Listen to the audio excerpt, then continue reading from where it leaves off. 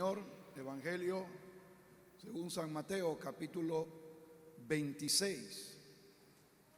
Mateo, capítulo 26. Lo tenemos. Cuando hubo acabado Jesús todas estas palabras, dijo a sus discípulos: sabéis que dentro de 2 días se celebra la Pascua y el Hijo del Hombre será entregado para ser crucificado. Entonces los principales sacerdotes, los escribas y los ancianos del pueblo se reunieron en el patio del sumo sacerdote llamado Caifás y tuvieron consejo para prender con engaño a Jesús y matarle, pero decían: no durante la fiesta, para que no se haga alboroto en el pueblo. Señor amado, Señor poderoso, gracias te damos. Bueno eres, hacedor de milagros y de maravillas. Háblanos con tu palabra, que ella pueda llenar nuestro ser. Danos paciencia, danos, Señor, mansedumbre, fuerza en esta vida terrenal. Gracias damos a Dios. Amén. Pueden sentarse, amados hermanos. Saludamos a los que están allá en sus hogares. Gloria al Señor. Gloria a Dios. Dice: cuando hubo acabado Jesús todas estas palabras, dijo a sus discípulos. ¿Quiénes eran sus discípulos? Los que ya eran cristianos, los que ya eran personas que habían aceptado a Jesús como su Señor, como su Salvador, y que se habían separado de toda práctica maligna y vivían en una santidad íntegra, tanto interior como exteriormente. Esos son los discípulos, los seguidores, los alumnos del Señor Jesucristo. Una persona que con la boca dice ser cristiano, pero que su conducta refleja lo contrario, no es un discípulo.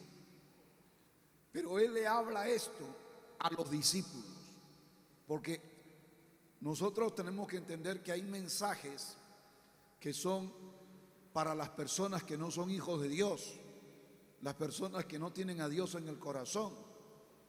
Hablarles un mensaje de Dios a ellos es necesario e importante. Pero hay otro mensaje que es para los que ya son hijos de Dios, para los que tienen al Señor. Eso también es importante y vital. Entonces, la problemática de los hijos de Dios no es igual a la problemática de los que no son hijos de Dios. Y además de eso, es verdad que hay cosas que es igual tanto para los hijos de Dios como para los que no son hijos de Dios, pero hay temas que son especialmente para los hijos de Dios. Alabado sea Dios. Y Jesús va a decirles algo a ellos en esa confianza que había entre el maestro y sus seguidores cristianos. Y Jesús le dice: ¿sabéis que dentro de 2 días se celebra la Pascua judía? Y el Hijo del Hombre, es decir, Jesús, será entregado para ser asesinado de una manera muy sangrienta, cruel e inhumana. Es decir, va a ser crucificado. Entonces, aquí vemos que el Señor sabía a lo que Él iba a enfrentarse. Él sabía lo que iba a sufrir, lo que iba a padecer. Sabía que lo iban a matar, sabía que lo iban a asesinar y sabía la manera como lo iban a hacer, que era clavándolo en una cruz, que era azotándolo, que era atravesando sus manos y sus pies con enormes clavos. Él lo sabía. Él sabía que iba a enfrentarse a ese dolor tan grande, ese sufrimiento tan enorme, tan indescriptible, horrible. No solamente el sufrimiento físico, sino también la crueldad de las personas que, viéndolo así, se burlaban, se reían, le insultaban, le lanzaban esputos, le maltrataban. Así que el Señor Jesús se había preparado en oración, se había preparado espiritualmente para enfrentar esta situación tan fuerte, enfrentar la cruz, enfrentar el Calvario. A veces uno dice: Señor, si yo soy hijo tuyo, ¿por qué tengo que sufrir? ¿Por qué tengo que padecer? ¿Por qué tengo que pasar momentos de tristeza y de amargura? Y hermanos, es verdad que Dios es tan poderoso que puede evitar que no suframos nada en la vida como cristianos. Pero Dios sabe que los sufrimientos nos hacen fuertes, aunque pareciera lo contrario. Nos hacen más resistentes, desarrollan la paciencia, desarrollan la mansedumbre, el amor, la constancia. A veces uno puede sentir una presión muy fuerte por el sufrimiento, por el padecimiento. Pero hermano, el padecimiento con Cristo y por Cristo no nos va a destruir ni nos va a perjudicar. La cruz es verdad que era dolorosa, era cruenta, era sangrienta, era amarga, muy amarga, tanto que el Señor habla de la copa amarga, hablando metafóricamente de su sufrimiento extremo en el Calvario. Pero la cruz iba a redundar para que Jesús sea bendecido de una manera total.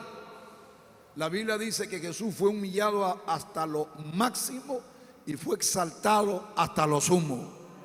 Y se le dio un nombre que es sobre todo nombre, para que en el nombre de Jesús se doble toda rodilla de los que están en el cielo, en la tierra y en las aguas debajo de la tierra, y toda lengua confiese que Jesucristo es el Señor, para gloria de Dios el Padre. Pero también la cruz significaba la más grande bendición para la humanidad, porque sin la cruz, sin la obra de Cristo en la cruz, la humanidad hubiera estado destinada a la miseria, a la ruina y a la condenación eterna.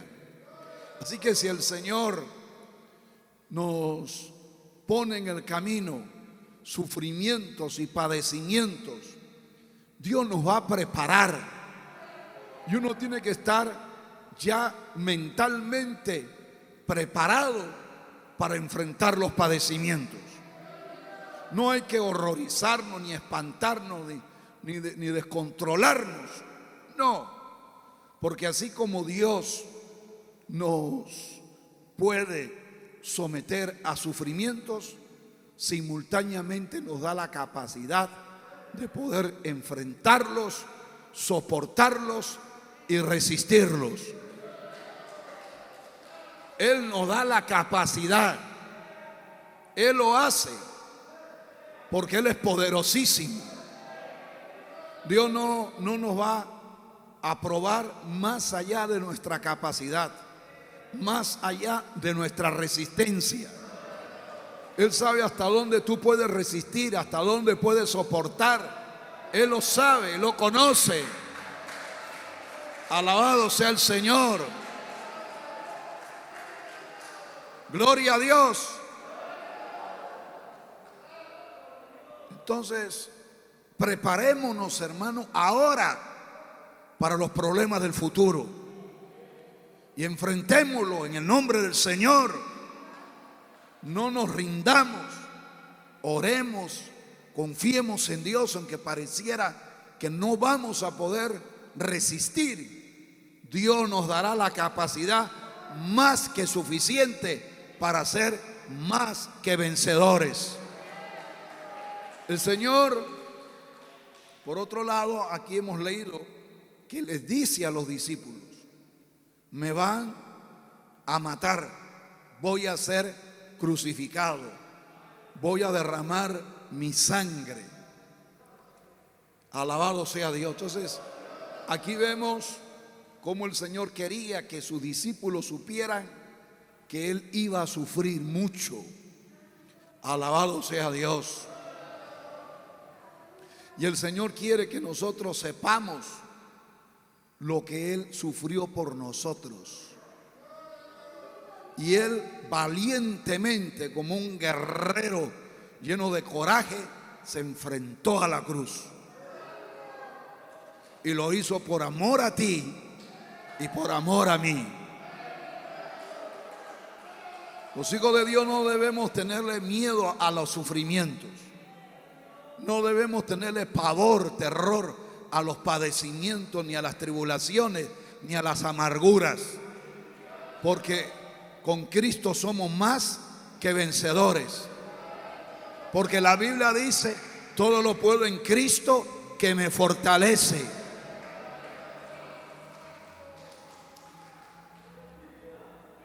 Entonces los principales sacerdotes, los escribas, los ancianos del pueblo, las autoridades religiosas, políticas, se reunieron en el patio del sumo sacerdote llamado Caifás. Quiere decir que la máxima autoridad religiosa, que muchos pensarían que era el más santo que había, el más santo que existía en medio del país, del mundo, el sumo pontífice, alabado sea Dios, el sumo sacerdote de aquellos tiempos, era una persona llena de amor y de bondad, pero la realidad que era una serpiente asesina, engañadora, destructora. Y él se reúne con la cúpula, porque, hermano, la historia lo ha demostrado. Muchas veces las cúpulas religiosas de las religiones no son lo que deberían de ser, y por el contrario está lleno de hipócritas, de corruptos, de inmorales y de asesinos. Uno, cuando lee la historia y ve no solamente este caso, sino otros casos de maldades, de persecuciones, de calumnias, de traiciones, de encarcelamientos, encabezados por líderes religiosos. Entonces, no nos asombremos si un líder religioso nos declara la guerra, nos quiere hacer daño, nos quiere destruir. Hay quienes a veces dicen: estoy asombrado, estoy triste porque un hermano, un miembro de la iglesia, me he dado cuenta que es maligno, es traicionero, es venenoso. Pero no te asombres, porque no solamente hay hermanitos simples de las congregaciones, de las religiones, miembros de las iglesias, sino que hay líderes de iglesias, de congregaciones, de religiones, hasta los más importantes, que son unas víboras destructoras. Y eso está acá en la palabra de Dios. Los principales religiosos estaban reunidos para ver la manera cómo destruirlo al Señor Jesucristo. Versículo 4, mire lo que dice: y tuvieron consejo para prender con engaño a Jesús y matarlo. Mire, hermano, qué nivel de odio, qué nivel de aborrecimiento, de cólera. ¿Usted cree que puede haber una persona que odie tanto, que quiera matarte, que quiera torturarte? Uno dice: bueno, no creo. La mayoría de personas dicen: no creo. Pero existe gente así. Si Jesús era santísimo, puro, perfecto, bueno, amoroso, maravilloso. ¿Y cómo reaccionó? ¿Y cómo se comportó? ¿Y cómo actuó? De una manera tan sana, tan limpia. Pero a pesar de eso, había muchos que lo odiaban a muerte. Odio a muerte. Eso es así.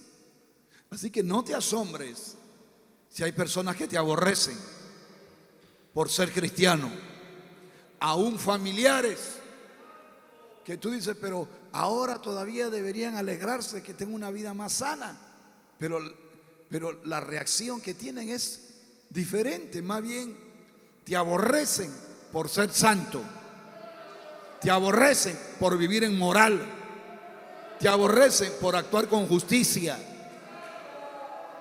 por actuar con pureza. Por eso te aborrecen más todavía. ¿Por qué? Porque están llenos de demonios, llenos de espíritus malos. Si tú fueras un relajado, un carnal, un pecador, ellos te amarían, porque los pecadores se ayudan entre sí, porque tienen, hermano, el mismo espíritu de maldad y de vicio. Pero cuando tú eres diferente, cuando tú condenas lo que ellos hacen, cuando tú repudias las cosas que ellos aman, entonces te desprecian, te aborrecen, te detestan, te insultan, te humillan.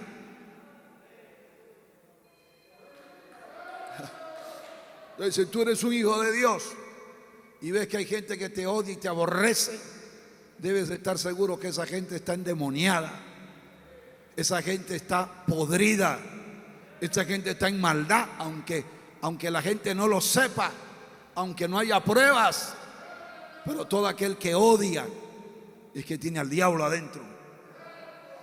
Aunque sea un religioso, aunque sea un miembro de la iglesia, aunque sea un sacerdote, un pastor, un predicador, un reverendo, si te aborrece, si te odia, si quiere destruirte, tiene al demonio adentro.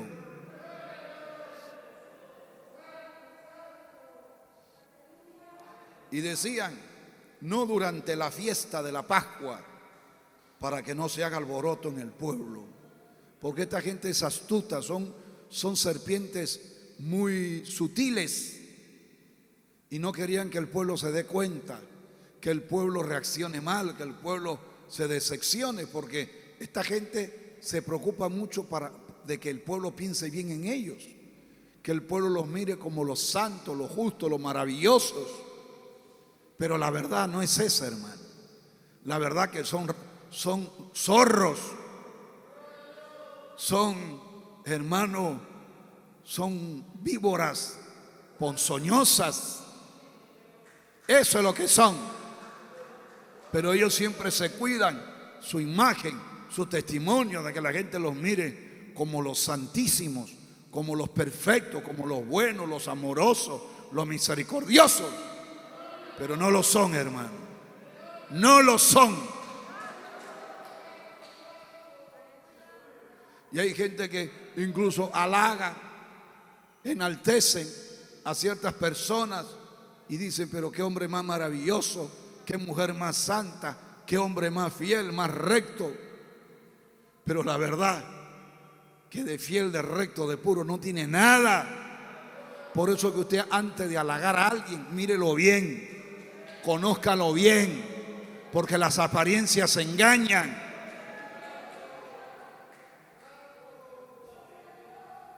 Había gente que pensaba mal de Jesús, pensaba que Jesús era un hombre perverso, que era un hombre maligno. ¿Por qué? Porque estos sacerdotes, estos líderes religiosos se habían dedicado a desprestigiarlo, a enlodar su imagen, a deshonrar su conducta. Se habían dedicado a eso, de desfigurarlo, porque ellos lo odiaban. y a ellos les convenía que el pueblo los mire mal para que no los sigan. Y la gente a veces pensaba así, creía eso, pero luego que conocían al Señor, lo escuchaban, lo miraban, se acercaban, muchos se daban cuenta que eso era mentira, que eso era falso. Por eso que tenga cuidado de creer que una persona es maligna solamente porque lo ha escuchado de alguien. Porque hay gente que desprestigia, hay gente que difama, que deshonra, que habla mal. Son terribles. Y no es verdad, hermano. No es verdad. Uno tiene que estar seguro. ¿Cuánto alaban a Dios?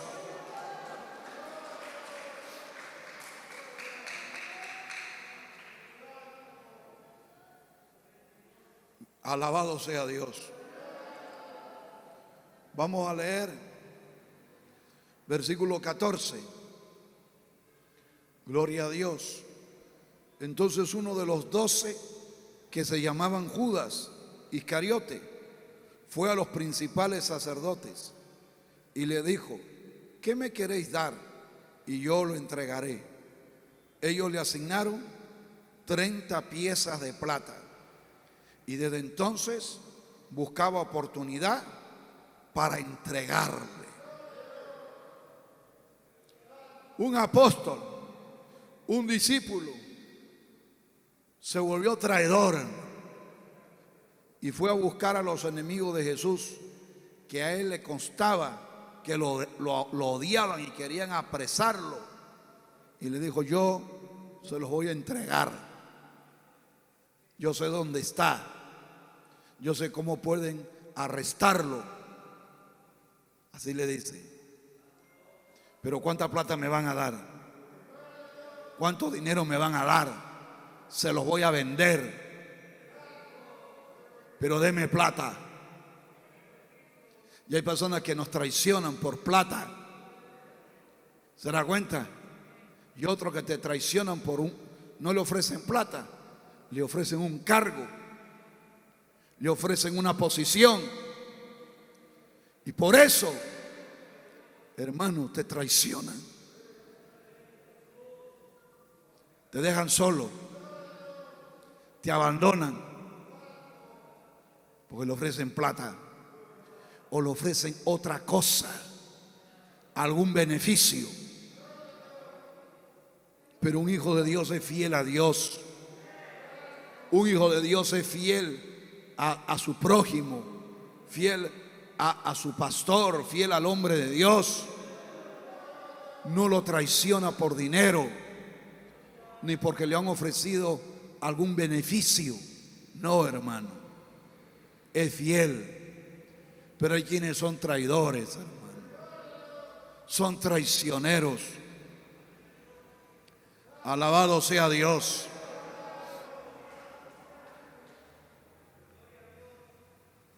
Así que por 30 piezas de plata, ¿están despiertos? Abran los oídos, abran el corazón. Y por eso, por 3 miserables monedas, traicionaron al Hijo de Dios.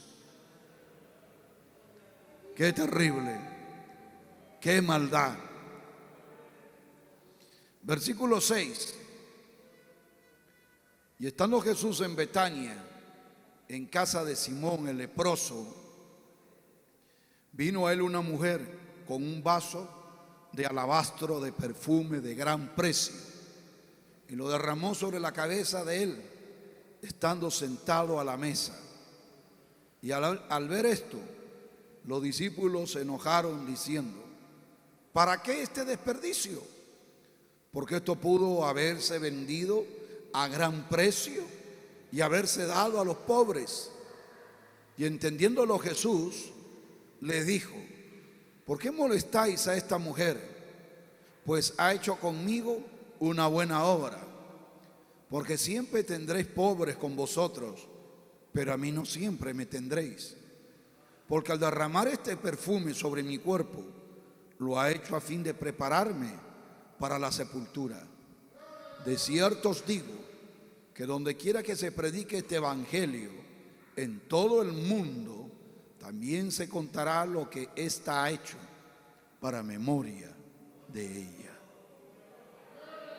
Entonces aquí vemos que Jesús llega a un lugar llamado Betania y vino a él una mujer con un vaso, con un frasco de perfume costosísimo, y se lo derramó, lo vació totalmente sobre la cabeza, el cuerpo del Señor. Lo bañó en perfume, una forma de expresarle su amor, su agradecimiento. Pero al ver esto los discípulos, y sobre todo Judas, se fastidia, se incomoda, porque dijeron, pero esto es un desperdicio. Más bien esto lo hubiera vendido. La mujer hubiera dado el dinero a Judas, y Judas hubiera repartido a los pobres. Pero eso no era verdad, porque Judas era ladrón. Judas era ladrón. Pero vemos que dicen, ¿para qué este desperdicio?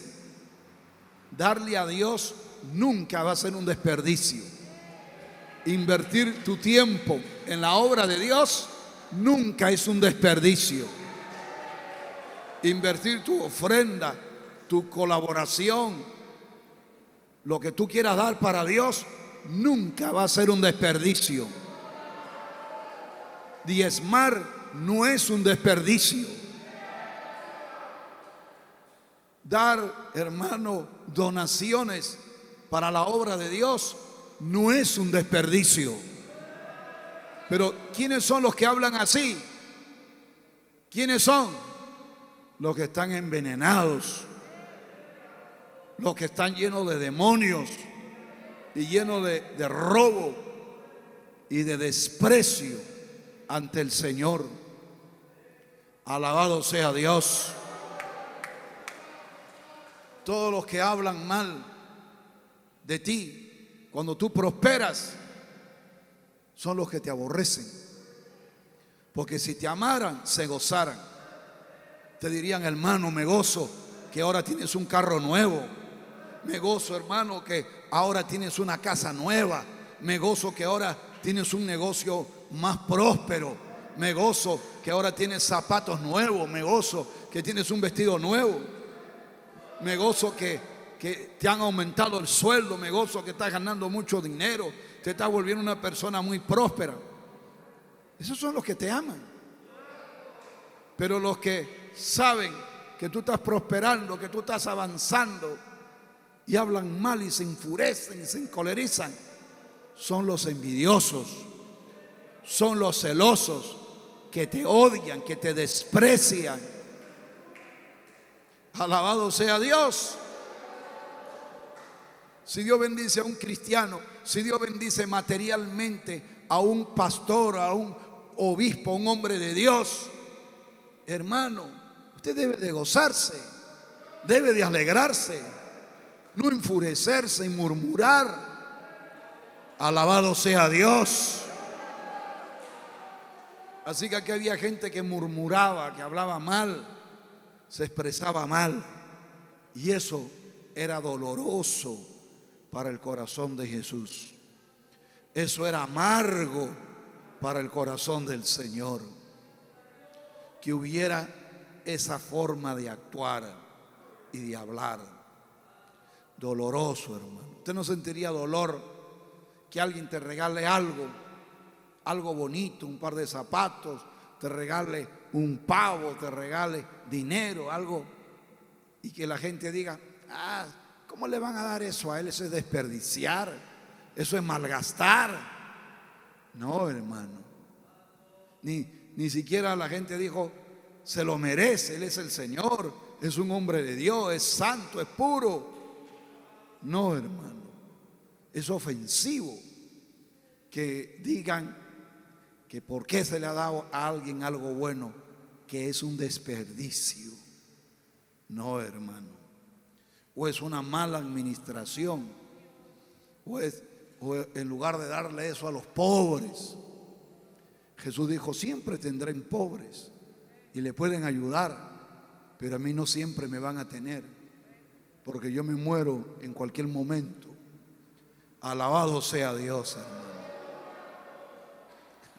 Es verdad que hay que ayudar a los necesitados y a los pobres, pero también hay que invertir en la obra de Dios.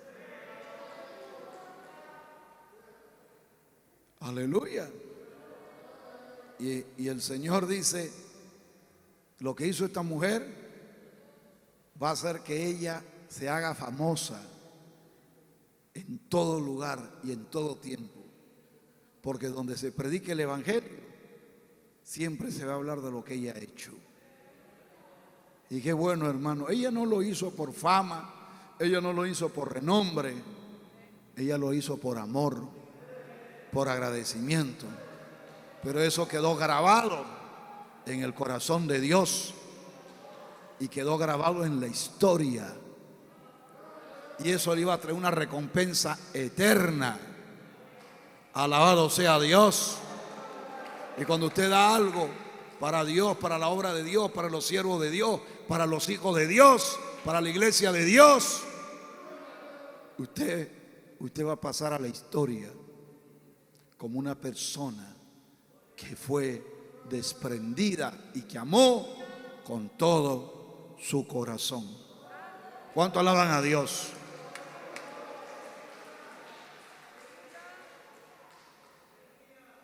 Versículo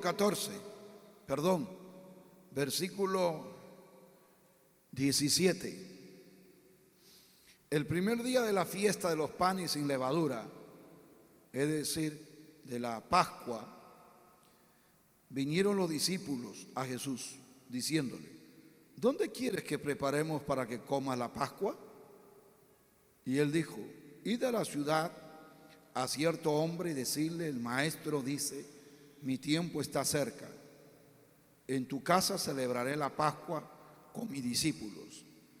Y los discípulos hicieron como Jesús les mandó y prepararon la Pascua.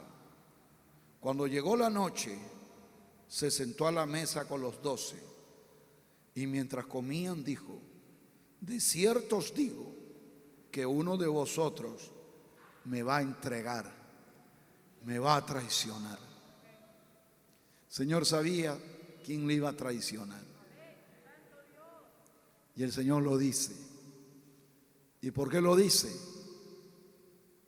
Para que ese que iba a traicionar se arrepienta, se salve, que no lo haga.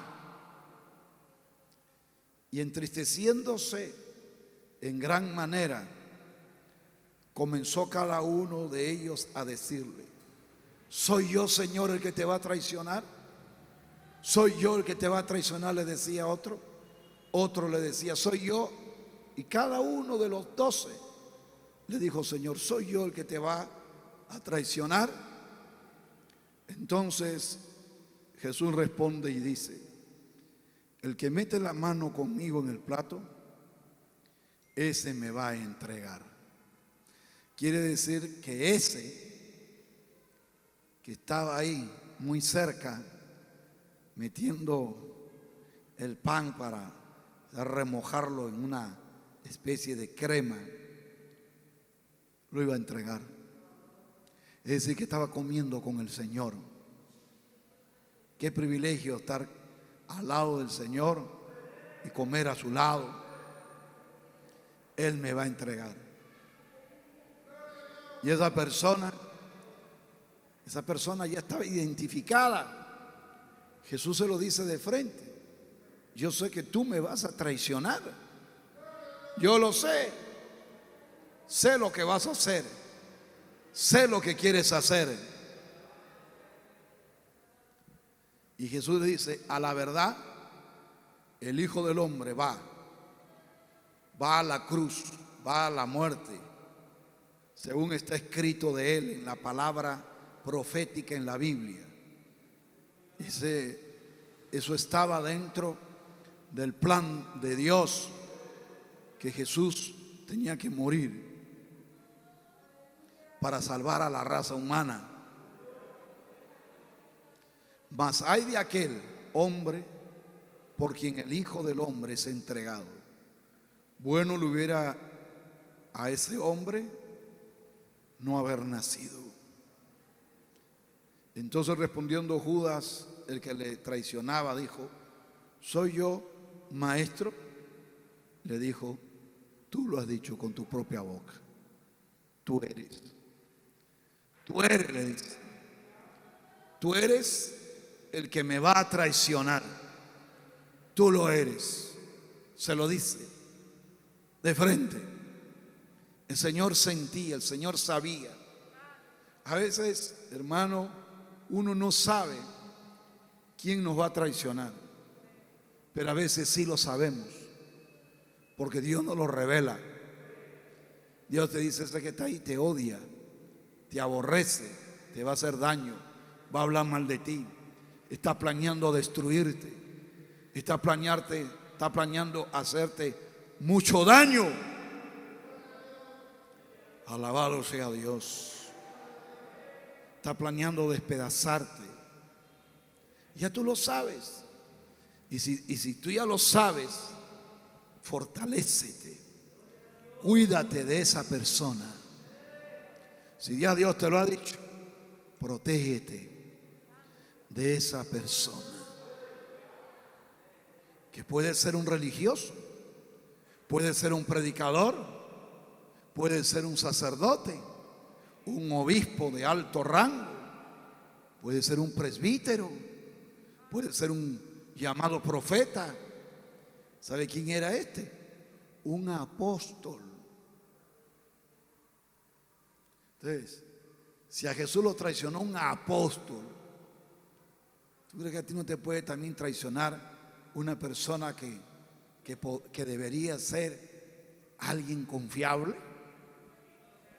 Por eso que uno tiene que tener cuidado, porque a veces el que menos piensas te mete el puñal, y a veces es la propia esposa, a veces el propio hijo, el propio padre, la propia madre, el propio hermano, el tío, el compañero, el amigo de la infancia. Han dormido juntos, han comido juntos, han viajado juntos, han compartido juntos, pero de repente te mete la lanza, hermano. Te traiciona. Pero si te traicionan, prepara tu corazón para no odiar al que te traiciona. Porque la reacción normal es que uno se enfurezca, se indigne, se encolerice y hasta se convierta ese sentimiento en venganza, en rencor, en odio. Porque me ha traicionado, me ha traicionado, la odio, dice. Porque me ha traicionado, lo aborrezco. Pero si alguien te ha traicionado, no lo odies, no lo aborrezcas. Tampoco vas a estar feliz. Ay, qué felicidad, te felicito que me has traicionado. No, hay desagrado, hay indignación, hay tristeza profunda. Sí, la hay, lo hay, sí lo hay. Pero decirle: Señor, no permitas que lo odie. Perdónale, Señor. Perdona lo que ha hablado, lo que hizo. Perdónale, Padre. Alabado sea el Señor. Oh, gloria. Dios lo ve todo, hermano. Hay personas que nos hablan muy amigablemente, muy bonito, nos sonríen y luego nos meten el puñal, hermano. Eso hay. Eso sucede. Y tú te quedas dolido, sangrando, pero tómalo como una prueba de Dios. Y dile: Señor, ayúdame a no odiar. Dame fuerzas para perdonar al que me ha hecho este daño. Tú eres poderoso, Dios. Tú eres poderoso, Dios.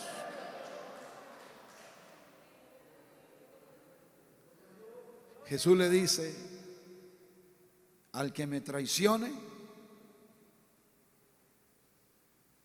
al que me haga daño,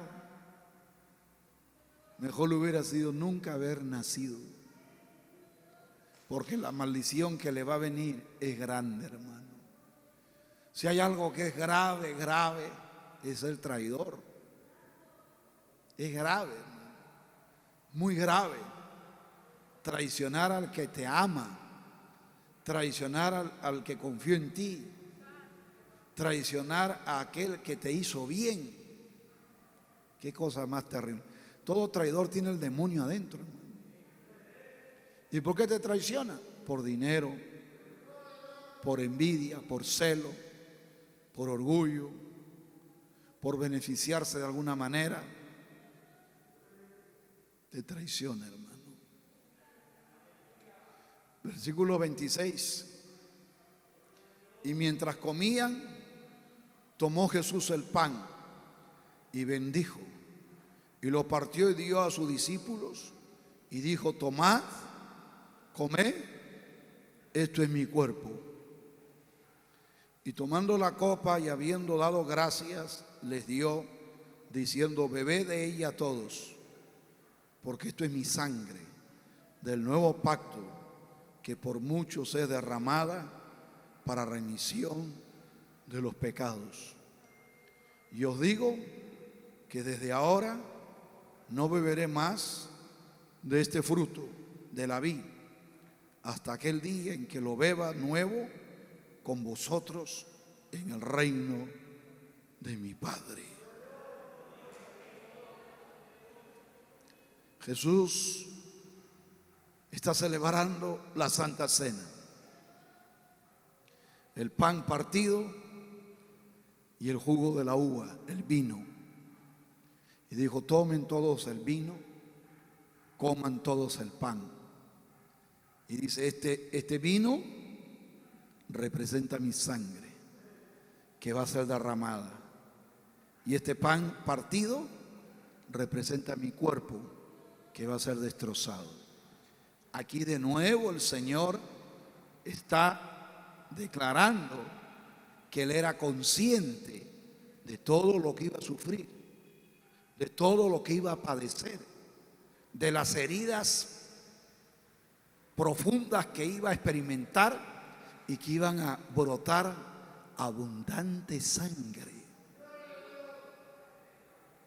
Y ese cuerpo que iba a ser destrozado, como dice Isaías 53, mas Él herido fue por nuestras rebeliones, molido por nuestros pecados.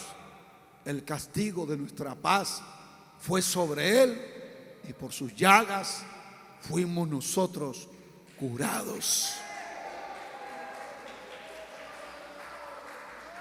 Aleluya. Él estuvo dispuesto, listo a dar su cuerpo, a dar su vida, a dar su sangre, por amor a ti y por amor a mí. Él lo dio todo, hermano. Y como nosotros no vamos a ser agradecidos de darle a Dios nuestra vida, de darle a Dios nuestras alabanzas, nuestro servicio, nuestra obediencia. Alabado sea el Señor.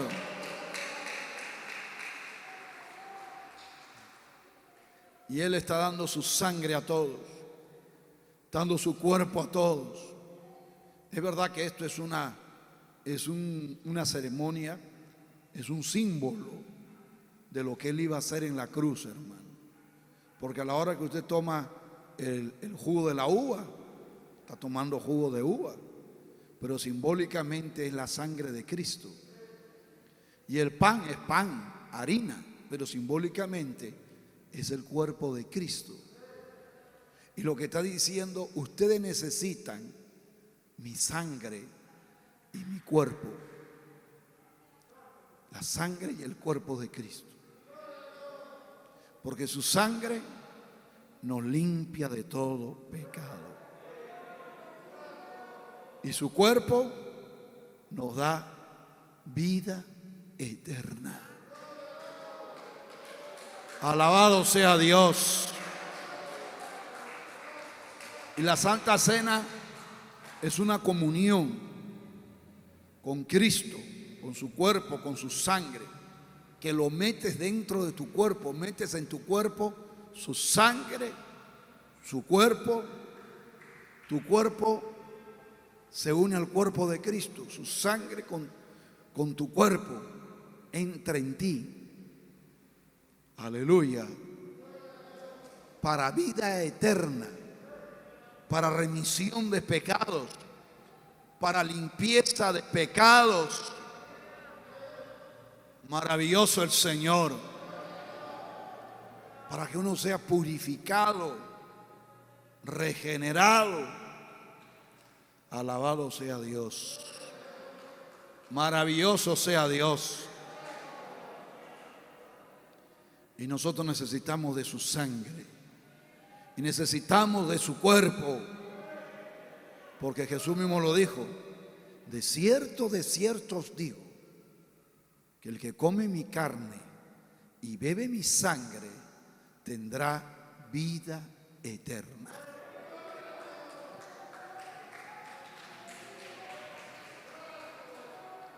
Dele alabanzas a Dios.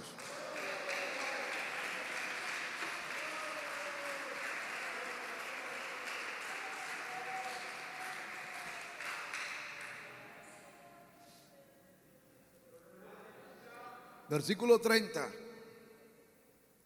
Y cuando bebieron y cuando hubieron cantado el himno, salieron al monte de los olivos. Entonces Jesús les dijo: todos vosotros os escandalizaréis de mí esta noche, porque escrito está: heriré al pastor y las ovejas del rebaño serán dispersadas. Pero después que haya resucitado, iré delante de vosotros a Galilea. Respondiendo Pedro le dijo: aunque todos se escandalicen de ti, yo nunca me escandalizaré. Jesús les dijo: de cierto te digo que esta noche, antes que el gallo cante, me negarás 3 veces. Pedro le dijo: aunque me sea necesario morir contigo, no te negaré. Y todos los discípulos dijeron lo mismo. Entonces, el Señor, luego de tomar la cena, todos cantaron, ¿qué cosa? Un himno. Qué lindo es cantar, hermano.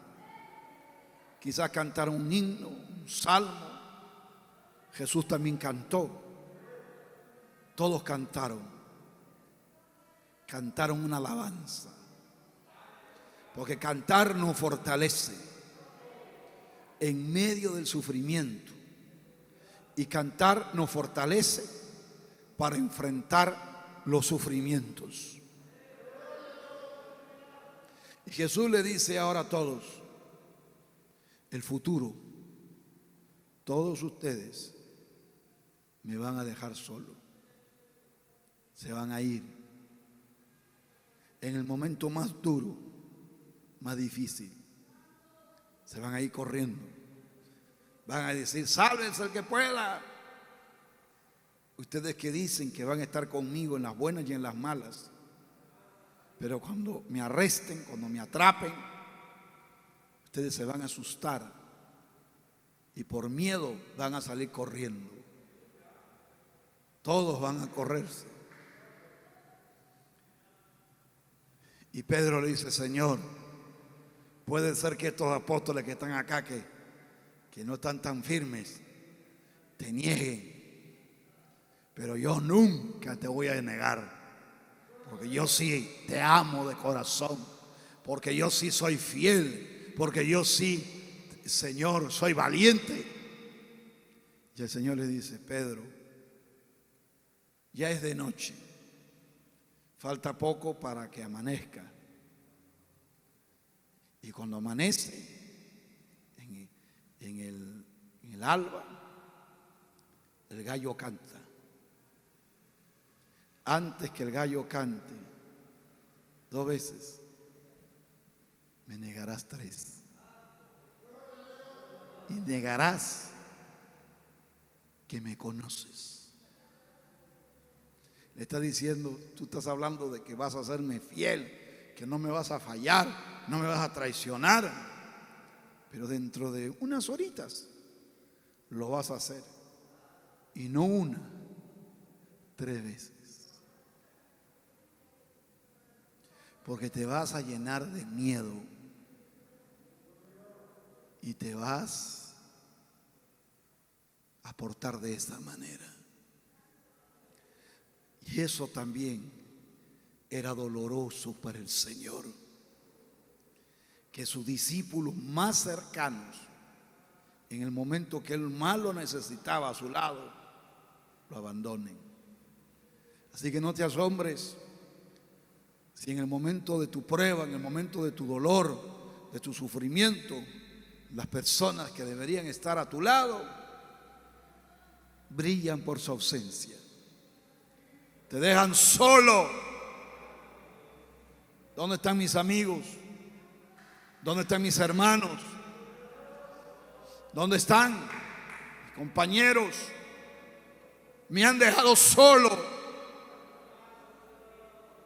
Pero Jesús sabía que iba a enfrentar ese momento y que aún Pedro, que era uno de los más valientes, osados, dinámicos, también, hermano, le iba a negar. Alabado sea Dios. Y Pedro le dice, aunque me sea necesario morir contigo, no te negaré. Si tengo que morir, moriré, pero no te voy a dejar, pero no te voy a traicionar, no te voy a fallar, Señor. Estoy dispuesto a dar mi vida. Y en verdad Pedro, cuando hablaba así, lo decía de corazón, lo decía con sinceridad, lo decía con verdad. Yo, si tengo que morir, Señor, ahora, hoy día, moriré, pero no te voy a traicionar, no te voy a dejar solo, voy a estar ahí. Pero cuando vino la prueba, cuando vinieron esa gente criminal, entonces a Pedro, él no quería negar al Señor, pero no tenía la fortaleza espiritual para pararse firme en ese momento, sino que se acobardó y lo negó al Señor. Se asustó, lo negó por miedo. Una cosa es negar o traicionar por miedo. Me amenazaron, me pusieron el cuchillo en la yugular, en el cuello, y por eso, por el miedo, negué al Señor. Pero en cambio Judas lo traiciona y lo niega al Señor. ¿Por qué? Por dinero. Y a veces te traiciona a alguien porque te odia. Es diferente. No es igual. No es igual. Entonces, por eso que es importante saber por qué lo hizo, cómo lo hizo, bajo qué circunstancias, qué estaba pasando, qué estaba ocurriendo. ¿Por qué lo hiciste? ¿Por qué me negaste? Pero Jesús le dice así, versículo 31. Entonces Jesús le dijo, todos vosotros os escandalizaréis de mí esta misma noche, porque escrito está en la Biblia, heriré al pastor Jesucristo y las ovejas, los apóstoles, serán dispersados. Porque eso es así. Cuando está el pastor, las ovejas se sienten seguras con su pastor, porque está el pastor ahí, que las cuida, que las protege, y lo ven al pastor y lo siguen al pastor. Y puede venir el lobo, el oso, las ovejas están seguras porque dice, ahí está el pastor. El pastor se va a pelear con el lobo, el pastor se va a pelear con el oso, el pastor no me va a dejar. Pero cuando la oveja ve que al pastor los lobos llegan y los lobos le pegan y los lobos le muerden y los lobos le arrastran, las ovejas se asustan, porque las ovejas dicen, si eso le ha hecho al pastor, que es tan fuerte y poderoso, a mí ¿quién no me va a hacer? Se asustan y salen corriendo. Alabado sea Dios. Eso es así. Eso es así.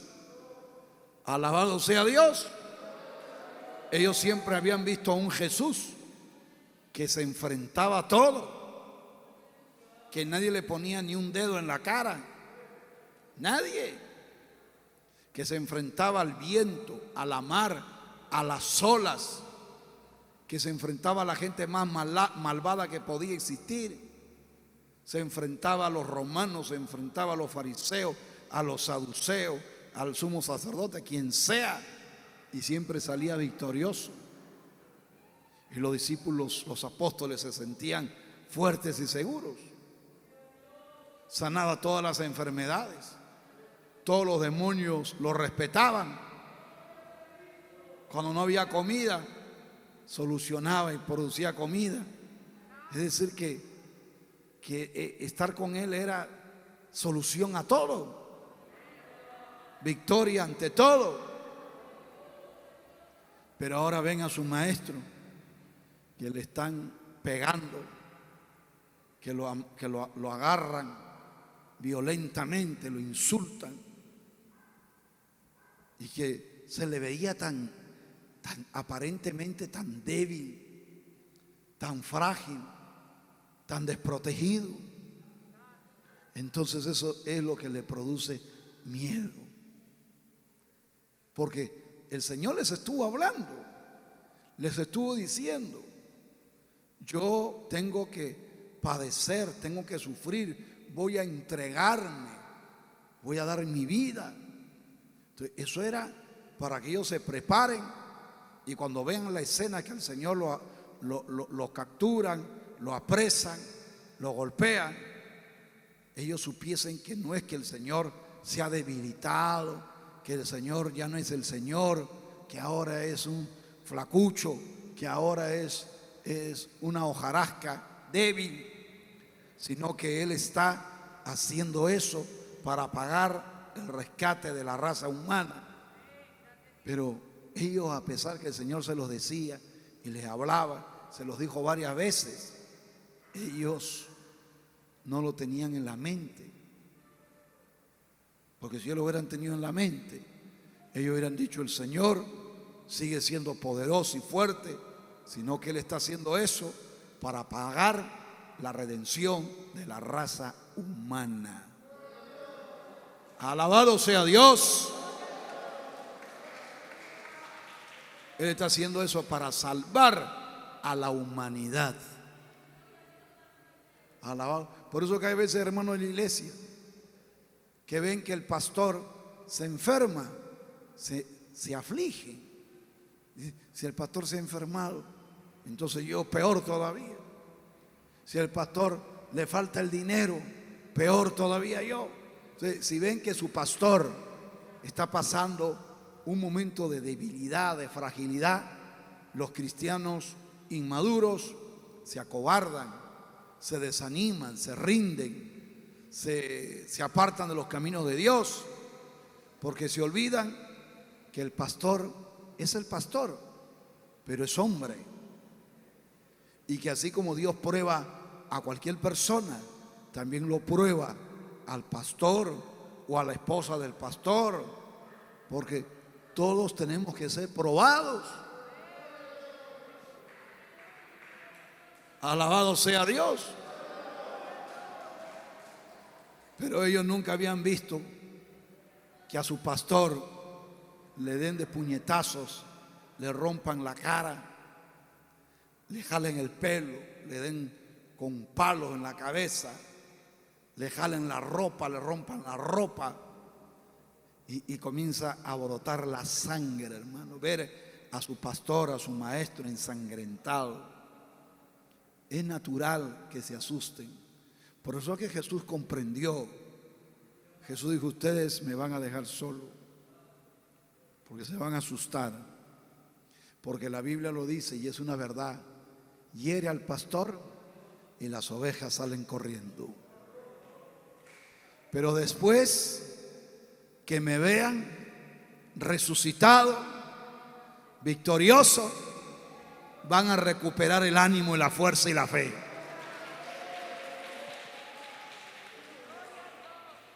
Eso lo dice el versículo 32. Pero después que haya resucitado, iré delante de vosotros a Galilea. Y eso fue así. Cuando vieron al Señor ensangrentado, que le pegaban, le golpeaban, todos estaban escondidos. Pero cuando el Señor se apareció, hermoso, glorioso, poderoso, entonces ellos dijeron: gloria a Dios, qué poderoso es Jesús.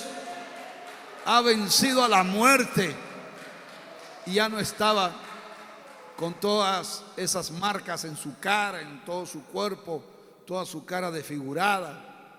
Es verdad que tenía las marcas de las manos, aleluya, y del costado, para que sea una prueba de que Él estuvo ahí en la cruz. Pero no estaba ya con toda la carne abierta ahí, toda la sangre. Ya no.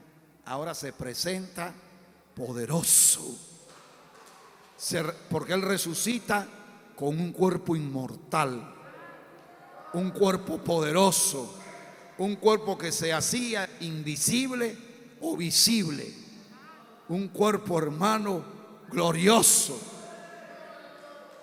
Y le ven, hermano, esa paz, esa hermosura. Entonces eso hizo que los discípulos dijeran: ahora mi pastor está poderoso. Mi pastor ha vencido a la muerte, ha vencido a los clavos, ha vencido a la cruz, ha vencido a Satanás. Y entonces vamos a seguir sus caminos, porque si Él ha vencido, nosotros también venceremos.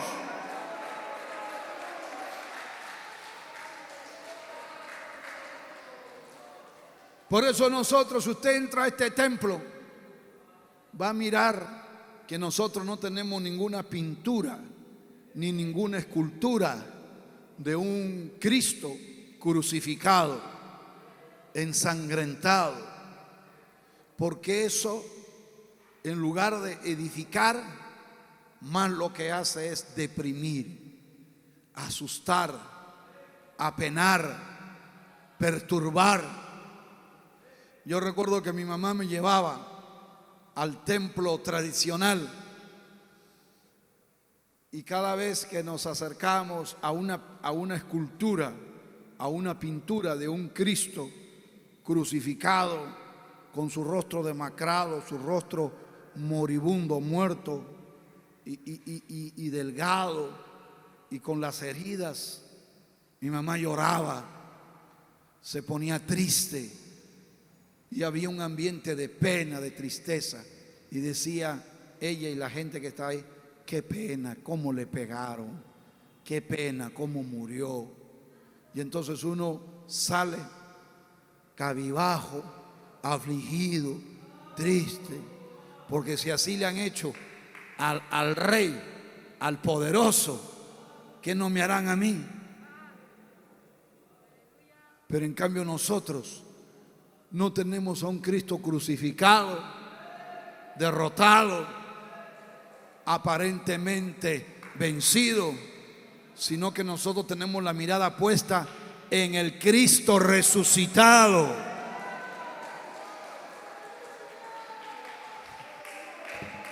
no en el Cristo muerto, sino en el Cristo vivo.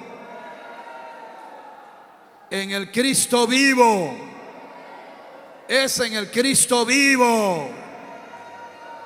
Y si nosotros, cuando estemos en momentos de prueba, de dolor, de angustia, de padecimiento, hay que poner la mirada en el Cristo vivo, en el Cristo resucitado, en el Cristo poderoso. Y el día de hoy, ese Cristo vivo, hermoso, poderoso, está aquí en medio de nosotros, no con una mirada triste, sino con una mirada llena de fuerza, de fe, de gozo, de alegría, de regocijo, porque Él venció a la muerte, a la cruz, a Satanás, a la enfermedad. Póngase de pie. Padre nuestro que está en los cielos, te damos gloria, Señor, te damos alabanza. Tú eres nuestra fuerza, tú eres nuestro pronto auxilio en las tribulaciones. Señor Jesús, ayúdanos. Señor Jesús, llénanos de tu presencia, Padre, de tu poder. Llénanos, Dios mío.